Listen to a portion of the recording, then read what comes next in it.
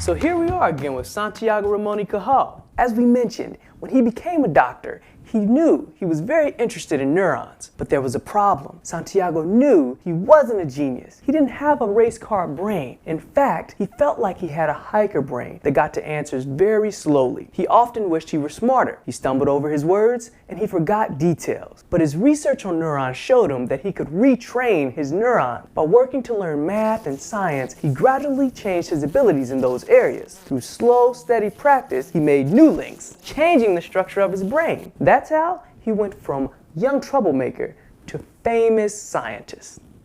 Santiago Ramon y Cajal is today one of the most famous neuroscientists, who now we simply call Cajal.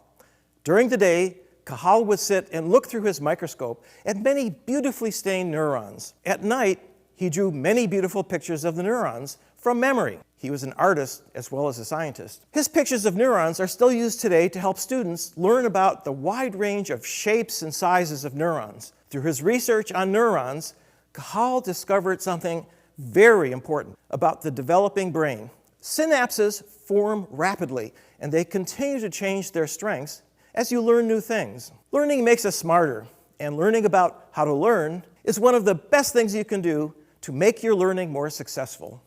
So, let's explore a powerful technique to help you learn. This technique's called recall. Recall means bringing an idea back to mind. Actively recalling key ideas as you're learning has been shown to be a great way to help you understand those ideas. For example, let's say you're trying to learn something from a book or from your notes. Here's how to use recall to help you.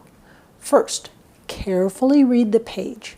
If you need to, underline a key word or two, but not too many. This is the important part. Look away from the page and see if you can recall the key idea or ideas on the page. Lay them back in your mind or say them out loud to yourself. Don't simply reread the page over and over again. And don't underline or highlight big amounts of text. That doesn't help put anything in your mind. Pulling the key ideas from your own memory is the critical idea behind recall. Recall is what makes the dendritic spine start to sprout. Just passively reading or rereading a page or underlining parts of the page doesn't make those dendritic spines pop. And it doesn't help you form those all-important new brain links.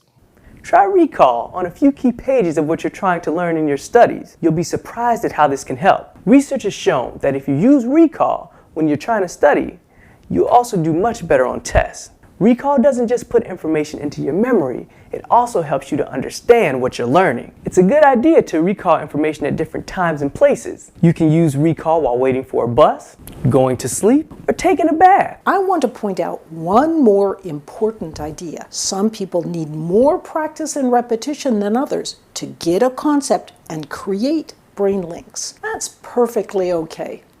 For example, I often have to practice, recalling information much more than other people. I learn very slowly.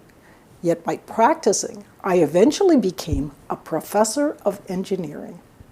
For me, I learn some things slowly and other things quickly. Some of my friends, like Terry, learn many things quickly. Even though each of us learns in different ways and at different speeds, everyone can learn. So don't feel bad if it takes longer for you to learn things than your friends. You can still learn the information just as well, and sometimes even better. Time to move on. In the next video, we're going to learn about your brain's attentional octopus. I'm Barb Oakley. I'm Greg Hammonds. And I'm Terry Sinofsky. We and Arizona State University wish you happy learning.